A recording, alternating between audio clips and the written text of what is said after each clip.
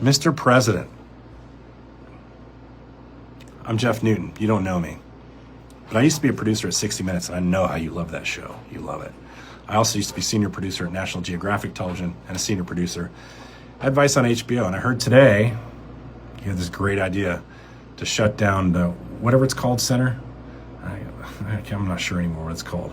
Shut it down for 2 years of renovations. I mean, everybody's canceling their acts there anyways right now, right? So, I mean, it's completely empty. So, perfect time to pump another $200 million into it, because with a $38.5 trillion national debt and counting, there's no better time to spruce the place up. I'm sure you have private donors to pick up the tab, though, right? You know what Americans love? They love it when you name things after yourself, especially on buildings meant to memorialize others. You want to talk class? I can't think of anything more classy than you putting your name on a cultural center named after one of the greatest presidents ever, John F. Kennedy. Big swing, big swing. I mean, he stopped the Russians from getting near us with those missiles in Cuba, 90 miles away. Remember that? You stopped the Russians from taking over Greenland? Maybe? Okay, wait. You stopped the Russians from defeating Ukraine. No, you didn't do that yet. You said you were going to do that in a day, but I mean, you know, you'll get to it. You'll get to it. I mean, it's still kind of, he had the Russian thing, you had the Russian thing. Shit, sorry. 8 wars. You stopped 8. You stopped 8 wars. And you even got somebody to give you their Nobel Prize for it. He didn't even try that one. Slick move. And that assassination thing, right? Kennedy took one for Team USA. They flooded the streets with tears when he died. The funeral procession was massive. Remember? There's even an eternal flame at his gravesite. And you, well, okay, you scratched your ear. But it's pretty close to immortality. You know what I mean? They would have cried. Like a lot. I'm sure of it. The funeral would have at least been as well attended as Melania's movie. I don't know anybody who's as good as you at naming things after yourself. After yourself, you know? Trump Steaks, Trump Vodka, Trump Mobile, Trump Airlines, Trump Watches, Trump University. Whew, that one was a good one, huh? Trump University. You are great at naming things. While you're still alive even. Bold move. Shows a ton of confidence, not insecure at all. As for the center itself, you got that big hole in the ground over there where the East Wing used to be. You gotta finish that one first before you tear this place down. You said today you were gonna tear it down to the steel beams. You thinking cheap gold trim everywhere again? That seems to be your signature decorating move. You know, when I was in Baghdad during the war, we happened to cross a few Saddam Hussein palaces just after the fall of the city, and I saw a lot of gold trim.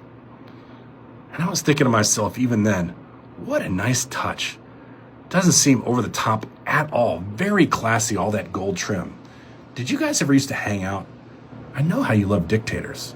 Seems to me you maybe got some decorating tips from Saddam. A few things to consider, though. I'm not sure your advisors are really advising you anymore. You seem to think nobody's coming to the events at the whatever it's called center because furnishings aren't fancy enough. It also isn't because the seats aren't comfy enough or because there aren't hamburgers on offer between the intermission and the Washington Ballet, because those aren't the reasons, you know. It's because the acts are leaving. They're leaving.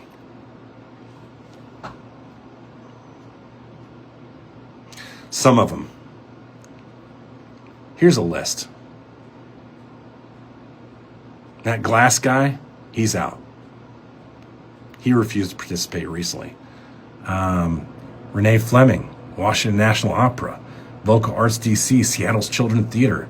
Sonia de los Santos, Martha Graham, Dance Company. Bella Fleck, Issa Rae, Christy Lee, Wayne Tucker. Brentano Quartet with Sin Hyun, Magpie, Doug Verone and the Dancers. Comedy show Asian as... I can't say that, can I? The touring production of Hamilton. The whole production of Hamilton bailed on you. I mean, why would anybody want to see Hamilton in the city of Washington, D.C., right? And what storyline is there a connection there to? Chuck Red, The Cookers, Steven Swartz, Rhiannon Giddens, Balloon, The National Symphony Orchestra won't have any place to play when you shut it down. Also, a little messy detail. The employees at the center, they may have to pick up some extra work for the next couple of years. I hear ICE is hiring. But hey, what's the biggie? People are used to watching you destroy things. I mean, you used to have a children's cancer charity, and there was so much fraud, they made you shut it down forever. Damn libtards always trying to do the Dudley do-right thing. Also, I know this is set to impact a few plays already on the schedule for July 4th. No, not Hamilton. They've decided to pass on this for the next 3 years at least, for some strange reason. It isn't you, I promise. It's the state of the upholstery and the box seats, I'm told. Okay, looks like now we'll miss all those other cool plays you, as chairman of the board, have us booked for. Back to the Future, the theatrical production, without Michael J. Fox, that should be pretty exciting. And Mrs. Doubtfire, without Robin Williams, because he's not here anymore. Those would have been real doozies, though. You know, people really would have loved to see those things. How did your newly appointed board of directors manage to land such classy shows? Seriously. Anyway, take time on the renovations. Why rush it all? Why do it in 2 years? 3 years sounds better, doesn't it? Huh? When you eventually do these renovations, I think you should come back strong with a newly commissioned play. Something like Welcome to Epstein Island. Huh? You could executive produce and direct that. Executive producer Donald J. Trump. Doesn't that sound good? Music by Kid Rock and Lee Greenwood? Written by that guy who wrote your autobiography for you? Right? Attorney General Pam Bondi, without any law degree at that point, she could come play herself. Everybody loves a blonde with sass. FBI Director Kash Patel, which nobody will be needing his expertise in law enforcement at that point. He could do the same, right? Forget that he'd be another one of those off-the-record DEI hires of yours. Your base will be used to it by then. All that hypocrisy, right? They'll be used to it. Cash, he'll need a job, you know, if he can avoid the jail time. For lying to Congress about the Epstein Files, you remember that? Melania, fresh off of that big success she has from her movie, Melania. Man, you guys love to name shit after yourself.